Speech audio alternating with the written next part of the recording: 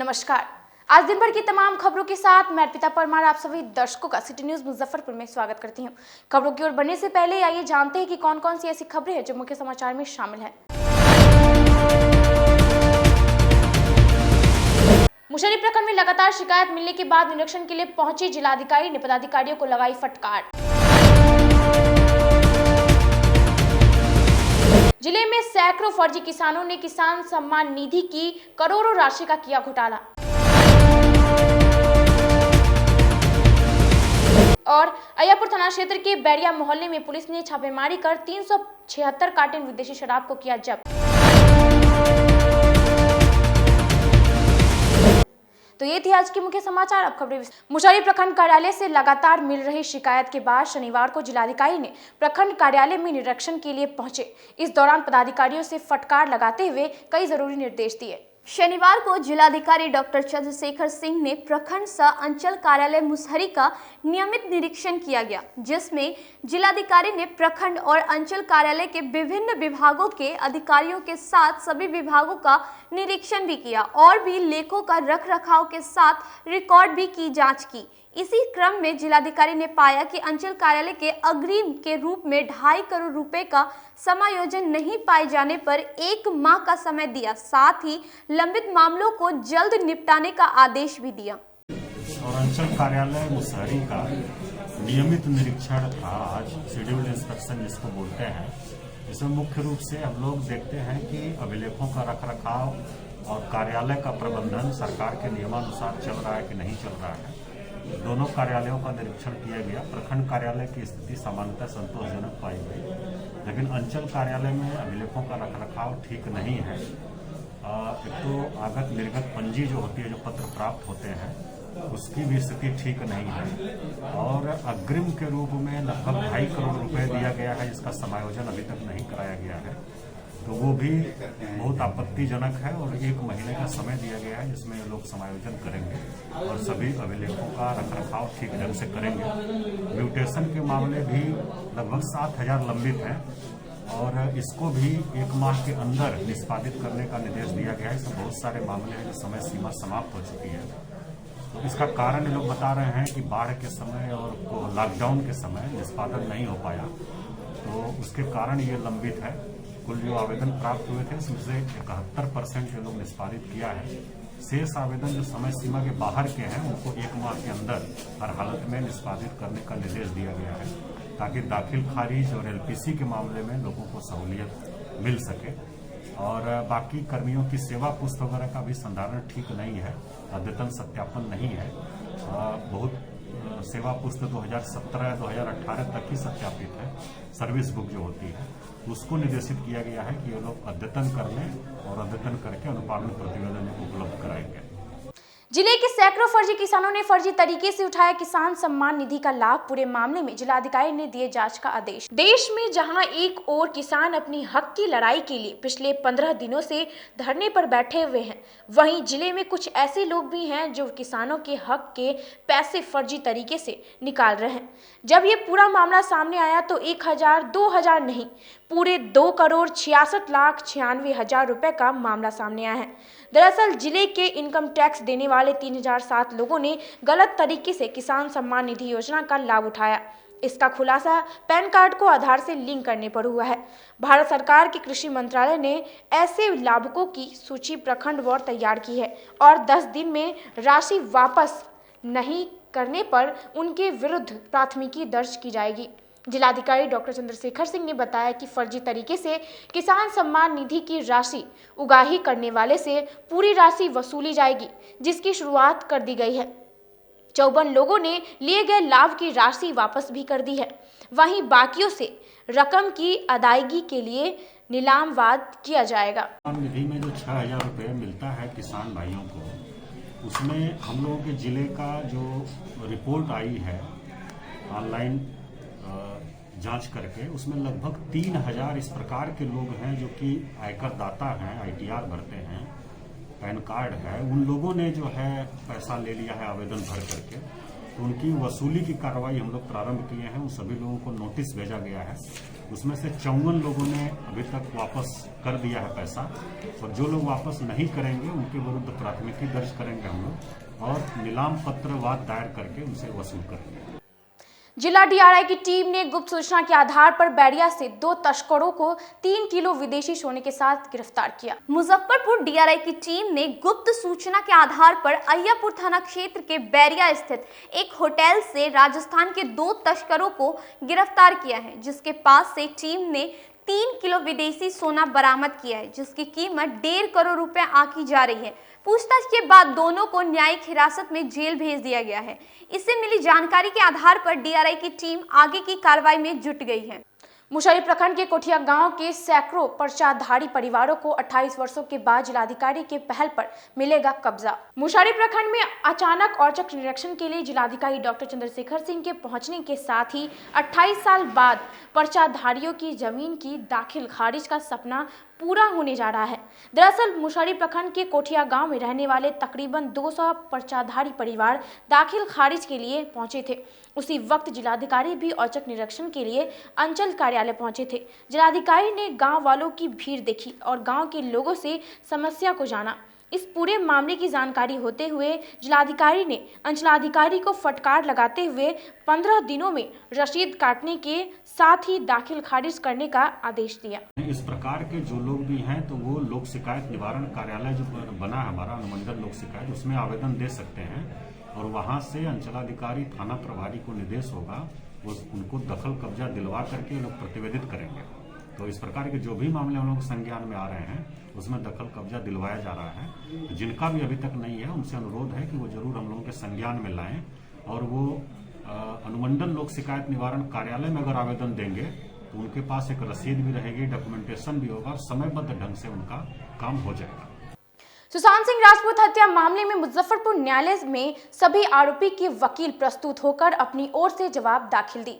दिवंगत अभिनेता सुशांत सिंह राजपूत की मौत मामले में सलमान खान सहित 8 फिल्मी दुनिया के लोगों के खिलाफ मुजफ्फरपुर में दर्ज परिवाद दायर मामले में शनिवार को मुजफ्फरपुर एडीजे प्रथम के न्यायालय में सुनवाई हुआ है, जिसमें फिल्म अभिनेता संजय लीला भंसाली, एकता कपूर, भूषण कुमार, साजिद नाडियावाला और दिनेश विजयन की तरफ से उनके अधिवक्ताओं ने आज एडीजे 1 प्रथम के न्यायालय में जवाब दाखिल की है।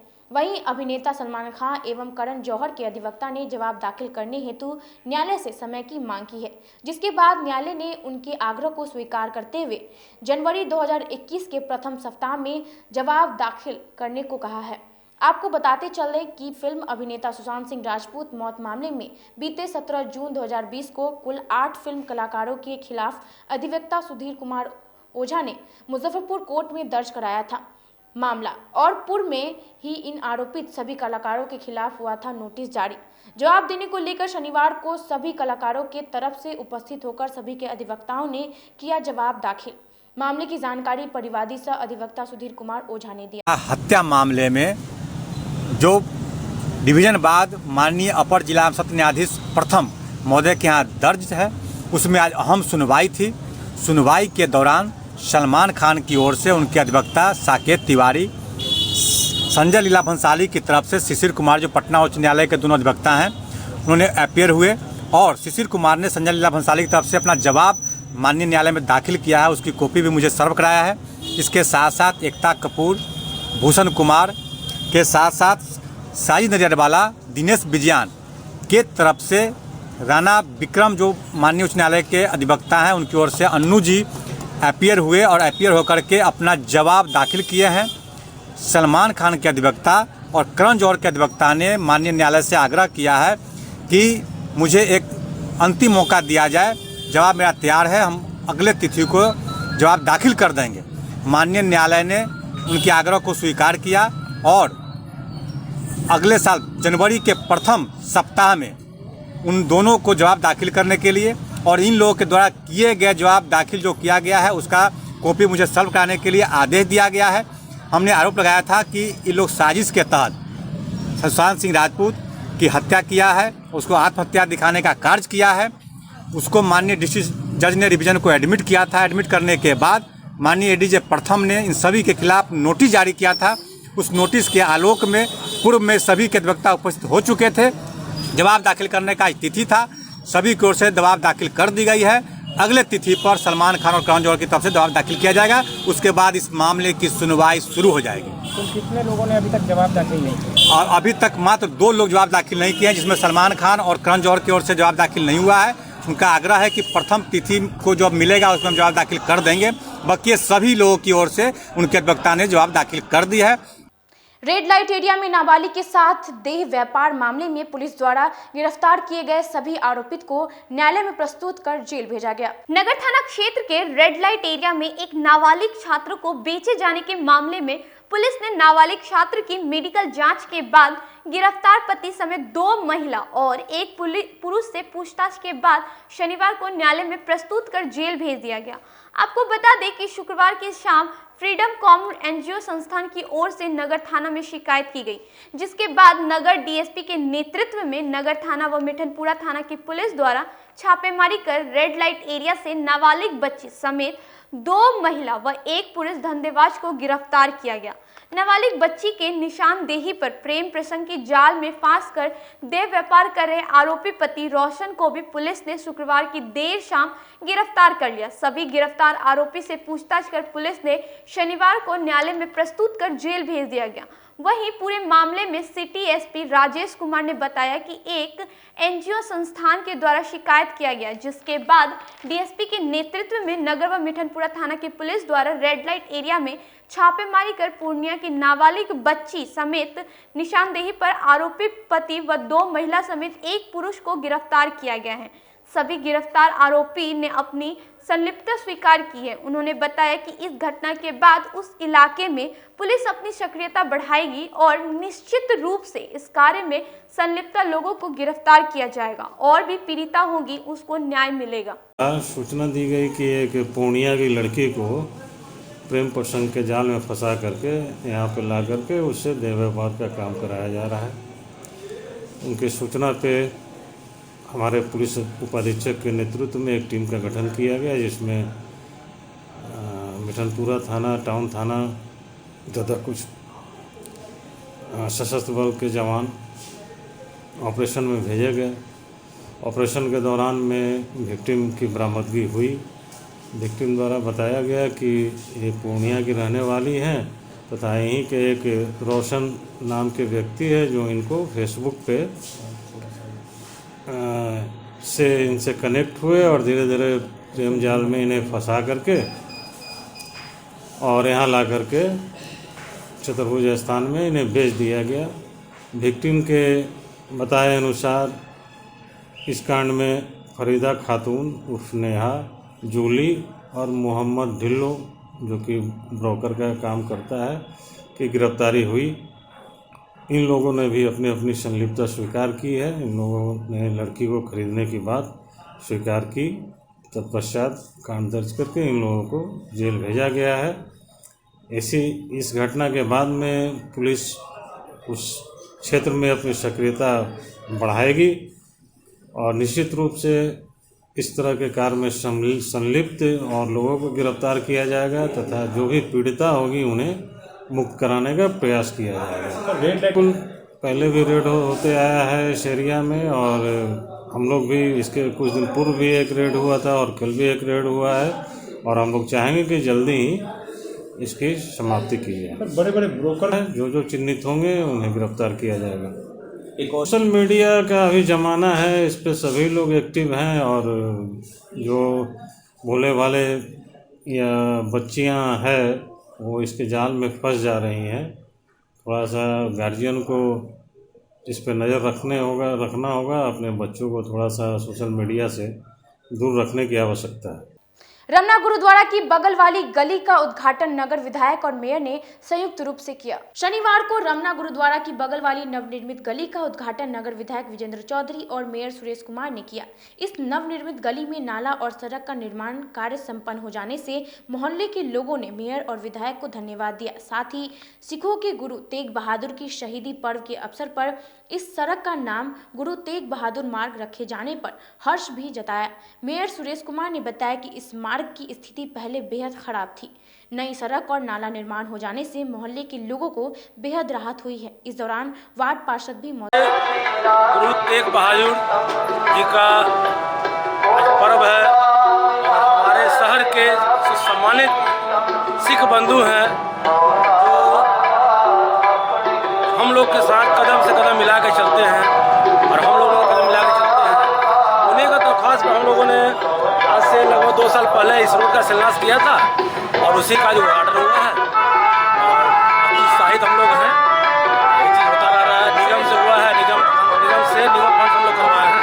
इसके बाद स्थानीय पार्षद हमारी आवा रंजन जी का भरपूर सहयोग रहा है और हमारे परम मित्र हैं खालसा, उनका योगदान रहा। इन्होंने ही प्रपोजल लेकर आया था, हम लोगों ने किया है। और मैं आज कह देता हूँ कि इस मार्ग का नाम श्री गुरु तेग बहादुर जी मार्ग रहेगा।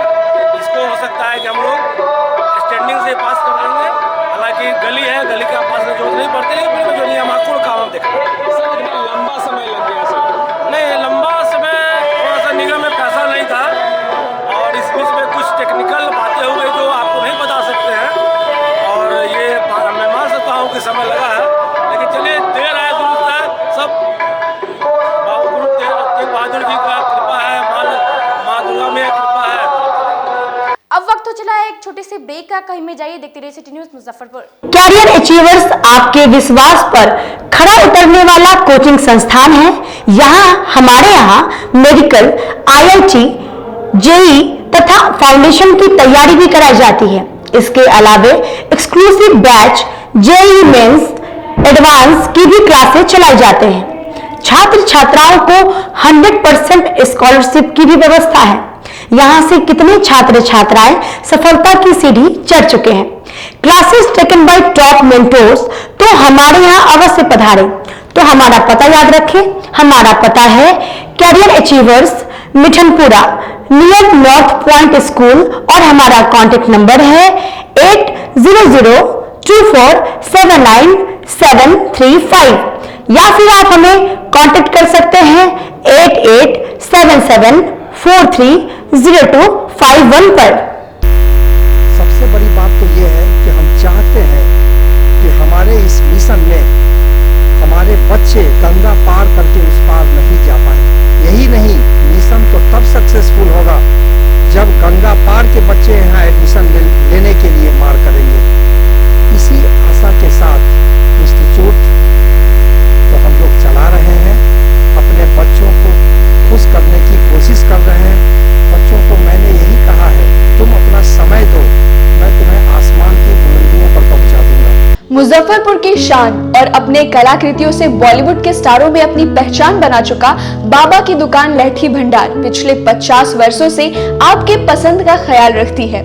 यहाँ से लाह की बहुरानी सेट बॉलीवुड की स्टार ऐश्वर्या राय ने अपनी शादी में पहनी थी। यहाँ से राजनीतिक गलियारों के नामचीन चेहरों की दुल्हन भी सजी थी।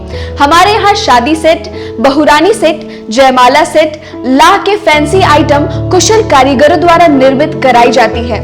इसके अलावा चूड़ा सेट, कंप्यूटर चूड़ा, कुंदन चूड़ा, वाटरप्रूफ चूड़ा, चुंदरी 3 बुंदिया, बंग बंगरी, हिंगलू, पात चूड़ा, जंगली चूड़ा का भी निर्माण अपने कारीगरों द्वारा कराती है। यही नहीं, लाह से बनी कान का टॉप्स, रिंग, नथ, गला का हार, मांग टीका, पेन स्टैंड, हाथी, बिछिया, ग्लास, करा भी बनाती है। तो एक बार हमारे यहाँ अवश्य पधारे। बाबा की दुकान लहठी भंडार, इस्लामपुर, मुजफ्फरपुर। हमारा कांटेक्ट नंबर है 9308620444। 40-50 साल से जो हमारी दुकान है, ये बाबा की दुकान लहठी भंडार, समझे ना, पुश्तैनी हम लोग का काम ही है। और हमारे यहाँ जो है जितने भी है, जैसे कि ऐश्वर्या राय के यहाँ लहठी गया, हमारा सचिन के यहाँ गया है, और आपके जो है तेज प्रताप सिंह, अभी लालू प्रसाद के लड़के की शादी हुई है, उसमें भी लहठी भेजा गया था। और हमारे यहाँ जो है ना बहुरानी सेट है, जैसे कि है कुंदन सेट है, और जैसे कि हम लोग जो डिज़ाइन जो है सेलेक्ट करते हैं जो लगन के ऊपर जो है, जैसे कि कस्टमर का चॉइस देखते हैं हम लोग हैं, उसी टाइप से हम लोग जो है माल तैयार करते हैं। और कलर है मैचिंग, हमारे यहाँ सबसे विशेषता है कि हर तरह के लहंगे का जो है ना मैचिंग तुरंत हैंड टू हैंड हम लोग लगा के दे देते हैं। हम पढ़ाते नहीं, हम बच्चों में विश्वास जगाते हैं। Christ Jyoti international school, based on CBSE curriculum with co-education. इस स्कूल में प्रत्येक विषयों के लिए अनुभवी शिक्षकों का समूह है। विद्यार्थियों को अलग से ट्यूशन पढ़ने की आवश्यकता बिल्कुल नहीं है। बच्चों को प्रत्येक विषयों के लिए अलग से अतिरिक्त कक्षाएं दी जाती हैं। साइंस और कंप्यूटर लैब की व्यवस्था के साथ उत्तम खेल कूद के लिए बड़ा सा कैंपस भी है। नर्सरी के बच्चों को खेल कूद की विधि से पढ़ाई जाती है। केंद्रीय माध्यमिक शिक्षा बोर्ड पर आधारित पाठ्यक्रम से कक्षा प्ले हाउस व नर्सरी से अष्टम वर्ग तक ये नामांकन प्रारंभ है।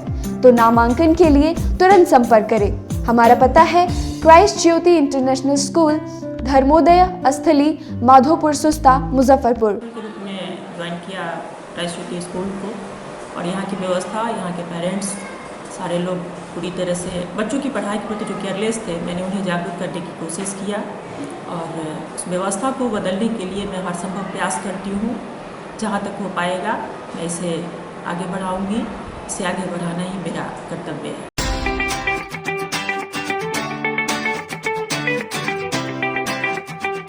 इस दिवाली पीताम्बरी ज्वेलर्स आपके लिए लेकर आया है एक से बढ़कर एक डिजाइनर ज्वेलरी, साथ ही दुबई, इटली, फ्रांस और मलेशिया जैसी जगहों की डिजाइनर सोने व चांदी की ज्वेलरी, डिजाइनर सोने एवं चांदी के सिक्के व बिस्किट भी। तो आज ही आए पीताम्बरी ज्वेलर्स और अपनी मन पसंदीदा ज्वेलरी हॉलमार्क के साथ पाएं। और हाँ, साथ ही साथ फैंसी गिफ्ट आइटम्स भी उपलब्ध है। तो आज ही आए Shukla market, Kalyani Chowk, first floor, Muzaffarpur. Mobile number 9431006737। Pitambari jewellers.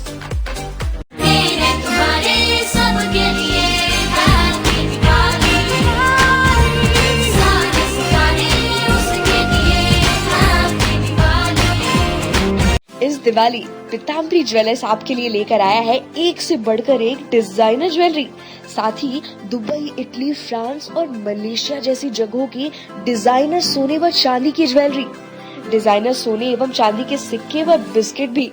तो आज ही आए पीताम्बरी ज्वेलर्स और अपनी मन पसंदीदा ज्वेलरी हॉलमार्क के साथ पाएं। और हाँ, साथ ही साथ फैंसी गिफ्ट आइटम्स भी उपलब्ध है। तो आज ही आए Shukla market, Kalyani Chowk, first floor, Muzaffarpur. Mobile number 9431006737। Pitambari jewellers.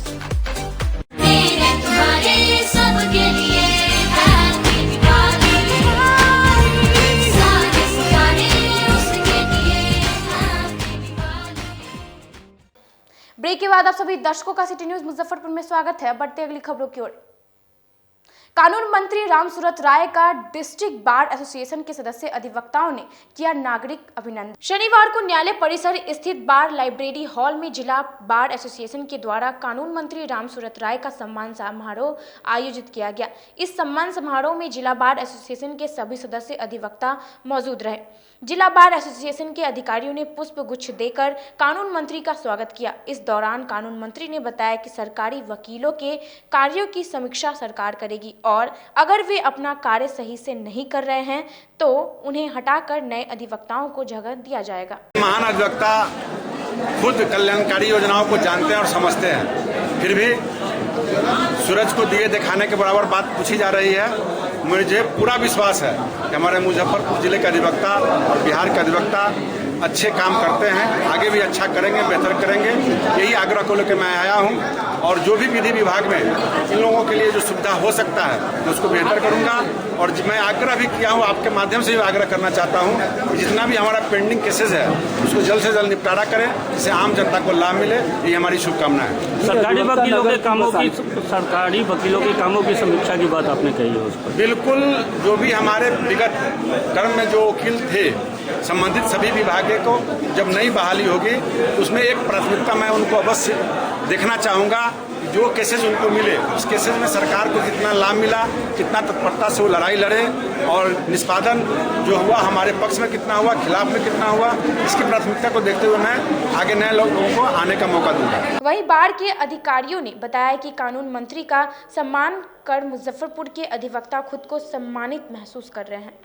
लाल माननीय रामसूरत जी जो हमारे बीच बचपन से रहे हैं, इन्हें पहली बार मंत्री पद पर बैठने का मौका मिला है, इसलिए मैं इन लोगों इनका स्वागत के लिए मुजफ्फरपुर बार की तरफ से आमंत्रण दिया था और हमारा सौभाग्य है कि इन्होंने हमारा आमंत्रण स्वीकार करके मुजफ्फरपुर बार में आने का कष्ट किया है। हम इनको सम्मानित करके खुद को सम्मानित महसूस कर रहे हैं और उम्मीद करते हैं कि इन्होंने जो वादा किया है आम जनता से, अधिवक्ताओं से, आप तमाम लोगों से, उसे पूरा करने में अपना योगदान देंगे। अय्यापुर थाना की पुलिस ने गुप्त सूचना के आधार पर बैरिया में छापेमारी कर 376 कार्टन विदेशी शराब को जब्त किया। शराब माफियाओं द्वारा नए साल की जश्न के लिए बड़ी खेप मंगवाई गई थी। बिहार में पूर्ण रूप से शराबबंदी है, लेकिन इसके बावजूद भी कई जिलों में धड़ल्ले से शराब की बिक्री की जा रही है। अवैध शराब की बिक्री पर बिहार पुलिस नकेल कसने में जुटी हुई है। इसी कड़ी में जिला पुलिस को एक बड़ी कामयाबी हाथ लगी है। अय्यापुर थाना पुलिस ने भारी मात्रा में शराब जब्त किया है, जिसकी कीमत लाखों रुपए बताई जा रही है। जहां अय्यापुर थाना की पुलिस टीम को एक बड़ी कामयाबी हाथ लगी है। पुलिस ने बड़ी कार्रवाई करते हुए ट्रक पर लोड 30 लाख का माल जब्त किया है। साथ ही मौके से 2 पिकअप, 1 स्कूटी भी जब्त की गई है। दरअसल शनिवार को अय्यापुर के प्रभारी थाना अध्यक्ष सुनील कुमार रजक को गुप्त सूचना मिली थी कि शराब के अय्यापुर थाना क्षेत्र के मोहन बैरिया में शराब की खेप उतारी जा रही है। सूचना के आलोक पर त्वरित कार्रवाई करते हुए टीम गठित की गई। टीम के द्वारा उक्त जगह पर छापेमारी की गई। इस छापेमारी के दौरान करीब 375 कार्टन विदेशी शराब जब्त की गई। साथ ही 2 पिकअप और 1 स्कूटी भी जब्त किया गया। विदेशी शराब की कीमत करीब 30 लाख रुपए बताई जा रही है। वहीं पुलिस की गाड़ी देखते ही शराब कारोबारी मौके से फरार हो गए, जिनकी गिरफ्तारी के लिए छापेमारी की जा रही है। मामले में सिटी एसपी राजेश कुमार ने बताया कि गुप्त सूचना पर यह कार्रवाई की गई है। साथ ही जिले में सक्रिय शराब माफियाओं को कड़े संदेश देते हुए कहा कि पुलिस द्वारा शराब माफियाओं पर नकेल कसने के लिए लगातार अभियान चलाया जा रहा है और आगे भी जारी रहेगा। 3 बजे अय्यापुर थाने को सूचना मिली कि बैरिया मोहनापुर में शराब, ट्रक से शराब मंगाकर उसको पिकअप के द्वारा दूसरे जगह पे भेजने की कार्रवाई हो रही है। इस सूचना के आधार पे थाना अध्यक्ष सुनील रजक एवं मद्य निषेध के पदाधिकारीगण तथा थाना के अन्य सशस्त्र बल वहाँ पे जा कर के छापामारी किया। छापामारी के दौरान वहाँ से 1 ट्रक, 2 पिकअप वैन जब्त किया गया। उस समय तक ट्रक से माल को उतार करके, शराब के कार्टून को उतार करके पिकअप पे लादने की कार्रवाई की जा रही थी, परंतु पुलिस को देखते ही वहाँ पे जितने भी लोग थे वो अंधेरा का लाभ उठा करके वहाँ से भाग गए। घटनास्थल से ट्रक, 2 पिकअप और 1 स्कूटी को बरामद करके लाया गया है। पिकअप के मालिक का हम लोगों ने पता लगा लिया है, स्कूटी के मालिक का भी पता लग गया है। विधिवत इस पे प्राथमिकी दर्ज कर दी गई है। 25 और 26 दिसंबर को आयोजित होने जा रही है राष्ट्रीय अधिवेशन की तैयारियों को लेकर एबीवीपी के सदस्यों ने की बैठक। शनिवार को अखिल भारतीय विद्यार्थी परिषद मुजफ्फरपुर महानगर इकाई की बैठक स्थानीय नया टोला स्थित कार्यालय पर हुई, जिसमें मुख्य रूप से आगामी 25-26 दिसंबर को आयोजित राष्ट्रीय अधिवेशन नागपुर के बारे में चर्चा हुई। साथ ही संपन्न हुई दरभंगा में अभ्यास वर्ग, राष्ट्रीय युवा दिवस पर कार्यक्रम आयोजित करने, नई कार्यनीति गठित करने जैसे विषयों पर चर्चा हुई व योजना बनाई गई। इस मौके पर महानगर सह मंत्री दीपांकर गिरी ने बताया कि कोविड-19 को लेकर इस बार अधिवेशन जो नागपुर में होगा, प्रत्यक्ष रूप से संख्या कम ही होगी, वहीं अप्रत्यक्ष रूप में पूरे देश भर में लाइव प्रसारण किया जाएगा। बैठक में इस स्थान में 2-3 नाम आए, जिसमें आरबीवीएम के था, आरडीएस का था और एलएस कॉलेज था, जिसमें से एलएस कॉलेज के ऑडिटोरियम में हम लोग करना सुनिश्चित किए हैं। लेकिन इस सिलसिले में पहले प्रिंसिपल जी से भी बात कर लिया जाएगा एक बार कि अगर उनकी अनुमति होती है तो उसमें होना तय होगा। और इसमें हमारे मुख्य रूप से राम मंदिर के लिए भी धन संग्रह का एक चर्चा किया गया है, जिसमें ये बताया गया है कि हम लोग जो जन भावना जो हमारे अंदर है उसको, जैसे कि ये नहीं लोगों को लगे कि ये किसी एक का मंदिर है या कोई पूंजीपति आके बना दिया, जैसे हमारे लाखों लोग उसमें शामिल होकर उस राम मंदिर को बनाने में अपना योगदान दिए थे, उसी प्रकार उनको ये भी लगे कि हाँ मेरे भी जेब से 10 रुपया मैं दिया हूँ तो ये राम मंदिर आज बन के तैयार है। इसी सिलसिले में मुख्य रूप से बात आज हुई है और आगे की बैठक में तय होगा, जिसमें अपनी लंबित साफ सुथरी मांगों को लेकर फेयर प्राइस डीलर एसोसिएशन के सदस्यों ने 1 दिवसीय धरना दिया। शनिवार को फेयर प्राइस डीलर्स एसोसिएशन के सदस्यों ने अपनी विभिन्न लंबित मांगों के समर्थन में 1 दिवसीय धरना प्रदर्शन समाहरणालय स्थित धरना स्थल पर किया। एसोसिएशन के महासचिव देव रजक ने बताया कि जिला प्रशासन के समक्ष फेयर प्राइस डीलर एसोसिएशन लगातार अपनी 7 सूची मांगों को रख रहा है, परंतु जिला प्रशासन उनकी इन मांगों को लंबित रखते हुए जल्द ही अगर उनकी मांगों को नहीं माना जाता है तो और भी बड़ा आंदोलन किया जाएगा। हमारे डीलर कोरोना काल से लगातार अप्रैल से अभी तक एक सेना जो काम करता है सीमा पर, उस रूप में काम किया और उसके बदले हमको लगातार प्रशासन द्वारा, जांच अधिकारी द्वारा प्रताड़ित किया जा रहा है। कोरोना काल से अभी तक लेकर जो भी हमारी समस्या हुई, 3 सूत्री, 4 सूत्री, 5 सूत्री मांगों को लेकर लगातार समहर्ता मुजफ्फरपुर से वार्ता हमारी होती रही, लेकिन इनके द्वारा एक भी मांग को नहीं माना गया।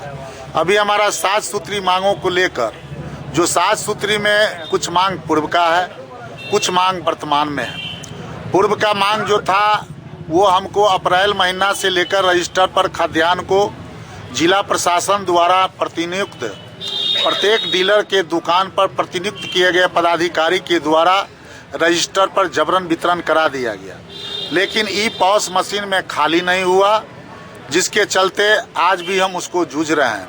ये पहला मांग था। दूसरा हम लोग का था कि प्रधानमंत्री योजना, अन्न योजना, कल्याण योजना, जो फ्री का राशन हम लोगों ने 7 महीना 8 महीना वितरण किया, जो मार्जिन मनी सरकार के द्वारा भेजने जाने के बावजूद भी बिहार राज्य खाद्य निगम के उदासीन रवैया के चलते मात्र 1 महीना को ही भेजा गया है और उसमें भी कुछ लोगों को नहीं भेजा गया है। ये हमारी मांग थी। क्या रणनीति रही और ये नवंबर से लेकर तमाम आगे हमारी ये जो मांग है ये पूर्व से है और जिला प्रशासन ने हम लोग को कहा था कि आपकी जो भी मांग है उसको हम लोग तुरंत सॉल्व करेंगे। अभी वर्तमान की स्थिति ये हो गया कि नवंबर महीना में सरकार ने ये घोषणा किया था कि नवंबर तक फ्री देंगे, लेकिन एसआईओ बनने के बाद भी नवंबर का फ्री का खाद्यान्न हमारे विक्रेता को नहीं मिल रहा है, जिसके चलते आए दिन हमको गाली सुनना पड़ता है। और उपभोक्ता नहीं मांगती, अगर नहीं मानी, सरकार ने इनकी बातों को हमारी नहीं मानी, तो हमारा अगला कदम होगा कमिश्नर साहब के यहाँ। कमिश्नर साहब के यहाँ चरणबद्ध तरीके लोकतांत्रिक में हम लोग का ट्रेड यूनियन एक्ट के तहत हमारा संगठन रजिस्टर्ड है और उसके तहत जो हमको करना होगा वो लोग हम लोग कमिश्नर के यहाँ घेराव पुनः इसके बाद करेंगे। अगर नहीं इस पर भी माना नहीं गया, अगर हमारा जो नवंबर और दिसंबर का जो ई चालान खाद्यान्न नहीं मिला है उसको अगर ई चालान को नहीं सुधार करता है तो हम लोग जनवरी और दिसंबर का खाद्यान्न को बाधित करेंगे। गौ हत्या पर पूर्ण प्रतिबंध की मांग को लेकर विभिन्न हिंदूवादी संगठनों ने समाहरणालय में किया प्रदर्शन। गौवंश की हत्या के खिलाफ में हिंदूवादी संगठनों द्वारा शनिवार को जोरदार प्रदर्शन किया गया और सूबे में हो रही गौ हत्या को बंद किए जाने की मांग को लेकर हिंदू संगठन के सदस्यों ने शनिवार की दोपहर लक्ष्मी चौक से जुलूस निकालकर जिलाधिकारी के समक्ष प्रदर्शन किया। बिहार में नई सरकार के गठन के बाद अब बिहार में एक बार फिर से हिंदू वाहिनी और हिंदू संगठनों द्वारा विरोध प्रदर्शन और भी तेज कर दिया गया है। सरकार के साथ जिला प्रशासनिक अधिकारियों से हिंदू की भावना को ठेस पहुंचाने के लिए गौ हत्या बंद कराने की मांग की है। आपको बता दें कि इसको लेकर शनिवार को जिला के डीएम के समक्ष हिंदूवादी संगठन के कार्यकर्ता ने प्रदर्शन किया और गौ हत्या पर फिर से पाबंदी लगाने की मांग की। हिंदू युवा वाहिनी, बजरंग दल, विश्व हिंदू परिषद के साथ हिंदू वाहिनी के कार्यकर्ताओं ने जुलूस के साथ निकालकर लगातार हिंदू धर्म की पवित्र गाय की जा रही हत्या को लगातार हिंदू धर्म की हत्या हो रही है भावनाओं के आहत को लेकर आज प्रदर्शन करते हुए जिलाधिकारी के समक्ष प्रदर्शन किया गया और कहा कि अगर यह जल्द ही बंद नहीं किया गया तो इसकी रक्षा के लिए आंदोलन को और भी तेज किया जाएगा। हिंदू समाज को लेकर के मुजफ्फरपुर जिलाधिकारी महोदय के सामने उपस्थित है और हमारा सिर्फ एक मांग है कि मुजफ्फरपुर जिले में जो अवैध गौवंश की निर्मम हत्या की जा रही है उसको तत्काल बंद किया जाए, अन्यथा हिंदू जागरण मंच आम समाज आम जनमानस को लेकर रोड पर उतरने के लिए बाध्य होगी। काकोरी कांड के महानायक ठाकुर रोशन सिंह, अशफाक उल्लाह खां और पंडित राम प्रसाद बिस्मिल की 93वीं बलिदान दिवस पर नागरिक मोर्चा द्वारा श्रद्धांजलि सभा का किया गया आयोजन। शनिवार को स्वतंत्रता संग्राम के अमर सेनानी काकोरी कांड के महानायक अमर शहीद ठाकुर रोशन सिंह, अशफाक उल्लाह खां और पंडित राम प्रसाद बिस्मिल के 93वें बलिदान दिवस पर कंपनी बाग स्थित शहीद स्मारक स्थल पर नागरिक मोर्चा और शहीद खुदीराम बोस स्मारक समिति के सदस्यों के द्वारा श्रद्धांजलि सभा का आयोजन किया गया। नागरिक मोर्चा के सदस्यों ने दोनों महापुरुष की तस्वीर पर फूल माला अदा कर अपनी अपनी ओर से श्रद्धा सुमन अर्पित किया। खुदीराम बोस के नाम पर मुजफ्फरपुर केंद्रीय कारा का नाम हुआ है। उसी प्रकार उत्तर प्रदेश के विभिन्न जेलों में जहां ठाकुर रोशन सिंह, शहीद राम प्रसाद बिस्मिल और शहीद अशफाक उल्लाह खां को फांसी दी गई थी, उन सभी जेलों का नाम इन क्रांतिकारियों के नाम पर की जाए और इनकी जीवनी पाठ्य पुस्तकों में शामिल की जाए। नागरिक मोर्चा आज शहीद स्मारक पर वतन के महान वीर सपूतों के प्रति नतमस्तक है। आज के लिए बस इतना ही। कल फिर हाजिर होंगे कुछ नई खबरों के साथ। तब तक के लिए मुझे और मेरी पूरी न्यूज टीम को दीजिए इजाजत। नमस्कार।